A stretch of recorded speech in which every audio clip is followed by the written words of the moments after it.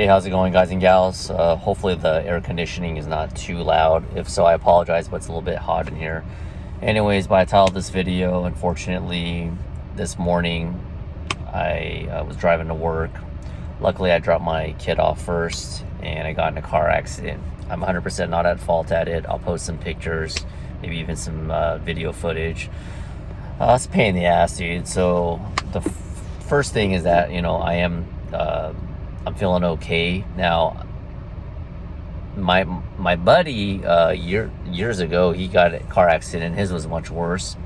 Someone ran a light and hit him, and then like days later, and I've heard this happen before, where days later you initially feel okay, and then days later you kind of have an injury. I don't know if it's just placebo. I mean, my neck feels fine. I think I'm gonna be okay, but when I talked to AAA, which is my insurance, I told them that I feel fine now, but I didn't 100% say that I'm 100% healthy, because you just never know. I don't know how that's going to work. Anyway, I'm driving down the street, right? And as I'm driving down the street, the asshole is in the opposite lane. I'll probably show the visual on the video. Opposite lane, driving really fast. Now he's on the other side, so whatever he's doing on his side, it's like whatever, right? But I'm driving the speed limit. I'm going, and as I'm going this way, he's coming the other way, but on the other side of the road. However, he's trying to make a left turn. It's not protected. There's no light. There is a little sub area where you're supposed to technically stop there, wait for the incoming traffic to come, which is me, and then make a left. So hopefully that makes sense, but I'll probably put that visual, because I did take a video of it that I sent to my insurance. Anyways, as I'm going, he's coming the other way, and then all of a sudden, just it happened so fast, he's making that left turn very fast, trying to, either he didn't see me, he's stupid, all the above, that, or he's trying to be a daredevil stuntman, and he's trying to make that left, and he's trying to make it before I cross. What ultimately happens, I beep real quick, I try to brake a little bit, and I try to brace myself, and then I immediately turn my car to the right a little bit. So luckily it wasn't a full T-bone. He actually hit if you look at the pictures, he hit the front, so his passenger side got damaged, and then my side, driver's side, got damaged in about 3 components of the car. I don't know if you believe in like jinxing or whatever, but for months on end, I've been telling my coworkers that I felt like I was due for someone to hit me, and I hate to say that, but the road that I'm on, especially in California, like the crazy ass California drivers, especially in like a big city, I live in a big city, drives me crazy. They drive nuts, man. They drive nuts, and I've had like more than a few close calls within the past like year, and even on the same route that I drive to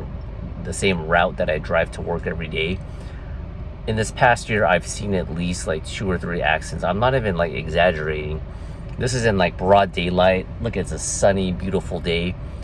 The weather is fine. There's it's not slippery. There's not snow. This is not the Midwest. It's not the West. This is not the East Coast. Like, this is ridiculous, dude.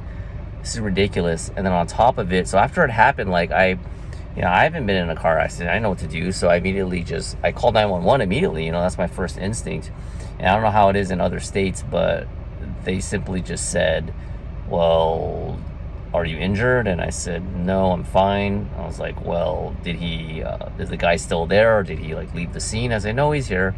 So the police officer just not on the phone, just nonchalantly told me to get down the insurance information, and that's it. I kind of felt like, in hindsight, he maybe should have came so that I could file a police report. So I don't think I did this 100% correctly. I'm not sure, because I heard it's better to do it that way, but I can't force a police officer to come unless there's a casualty, or like I said, is a hit and run or something. So anyways, I hung up on the phone. The guy eventually came out. He didn't apologize. He didn't say nothing. He was kind of just, I think he knew he was in the wrong.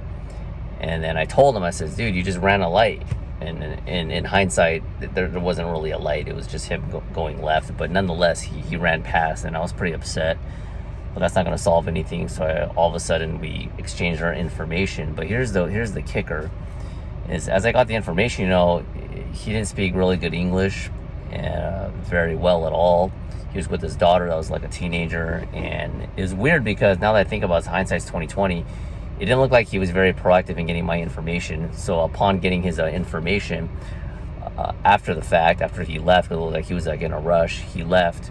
I looked at his insurance information, and maybe he gave me an expired one, but it doesn't look good, right? His car insurance was expired, and here's the even big kicker: his ID. It wasn't a California ID. It wasn't a California driver's license. It was an ID, transportation ID from Mexico from like 20 years ago. So I have no idea. He didn't flee the scene at least, but I think he knows he's in big trouble because obviously he didn't offer to do this under the table, because this damage right here, I mean, insurance is going to cover it, but this is going to be at least, like, I'm thinking I'm going to have to go on Thursday to the shop to get an estimate, which insurance is going to cover. But I'm guessing, and I'll give you an update, it's going to be at least like $3,000, if not more. I'm pretty sure it's going to be like $3,500, and unless he has $3,500 in the bank, he didn't offer it. So obviously he can't pay it, so it's going to go through insurance. But maybe after the fact that I hindsight's 2020. Maybe after the fact that I saw the information that was a little bit iffy, I should have maybe recalled the police. I don't know if they still would have came out. I would think they would have, but with the suspect information.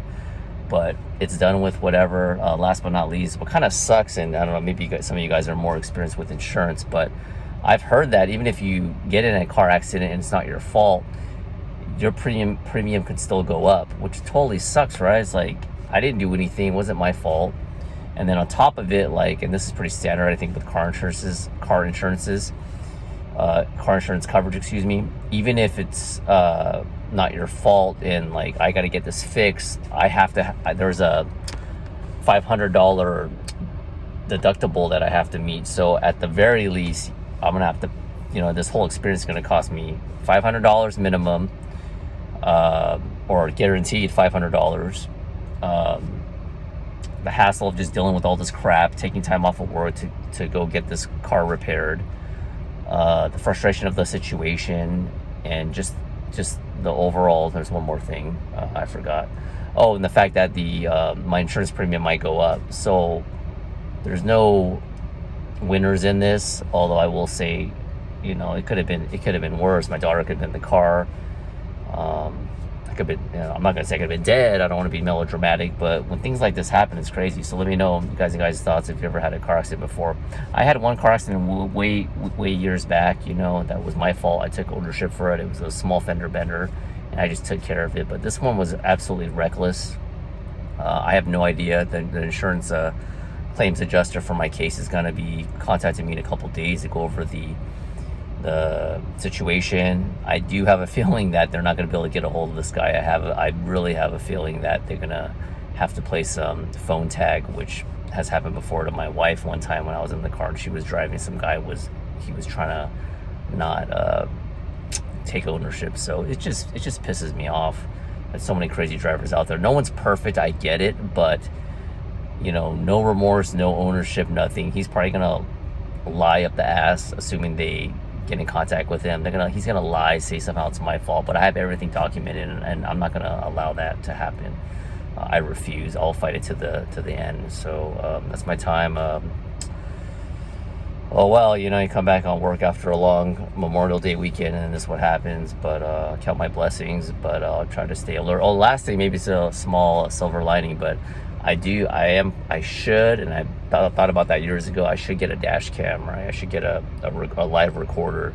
That's the best way, because if he starts lying, saying all this crap, and I have it live footage on the dash cam, then all you'll see is me going and him just boom coming into me, and case closed right there. So I'll probably look into that on Amazon. Let me know if there's any products that are good. So that's my time. I hope you guys are safe too. Be safe out there. For them crazy drivers, let me know any experiences that you've had to deal with, and talk to you later. Bye.